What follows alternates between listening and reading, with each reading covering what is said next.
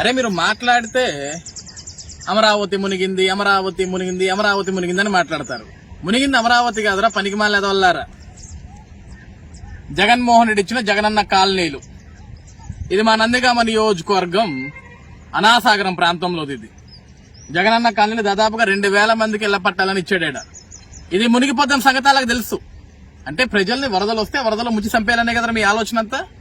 సిగ్గుండాలరా మళ్ళీ ఏమన్నా తప్పుడు ప్రచారం చేయడం, తప్పుడు ఎదవల్లారా. జగనన్న కాలనీలోకి ఎట్టబోతారా? ఎవడన్నా పోయే అవకాశం ఉందా? ఈ చెరువు కట్టలో నుంచి పోవాలి.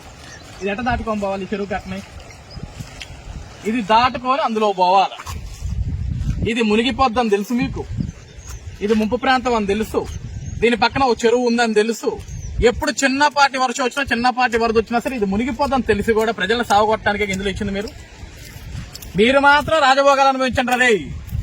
ప్రజల్ని మాత్రం ఇలా ముంపుల్లో ముంచండి. ఇవే కదా జగనన్న కాలనీలు.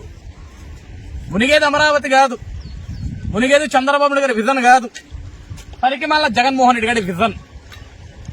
జైలు జీవితం గడిపినప్పుడు ఏం తెలుసు చెప్పు? ప్రజల్ని ఎలా ఉంచాలి, ఎలా సంపాలి తప్పేం తెలియదు.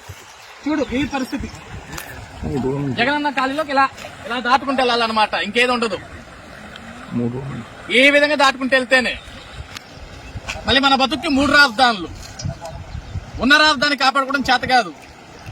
మళ్ళీ నిన్న వరదల్లోకి వచ్చి నువ్వు మాట్లాడుతున్నావు Jaganmohan Reddy. Man made floods, ఇది చంద్రబాబు నాయుడు చేసిన ఫ్లడ్స్. ఈ ఎవడ ఫ్లడ్స్ రా? ఈ తీసుకొచ్చింది ఎవరు? ఇందులో ఎవరన్నా ఉండేదానికి అవకాశం ఉందా? మళ్ళీ సరిగా 2 వర్షాలు పడితే కనీసం అందులో ఎవడు ఉండేదానికి అవకాశం కూడా ఉండదు. వరదల్లో ఇచ్చో పంపలు తీసుకెళ్లి కనీసం మినిమం బాధ్యత, మినిమం కామన్ సెన్స్ ఎప్పుడన్నా ఉందా జగన్మోహన్ రెడ్డి నీకు? మళ్ళీ ఎదుటివాడి మీద నిందలేయాలి. మన బతుకంతా నిందలేయటమే.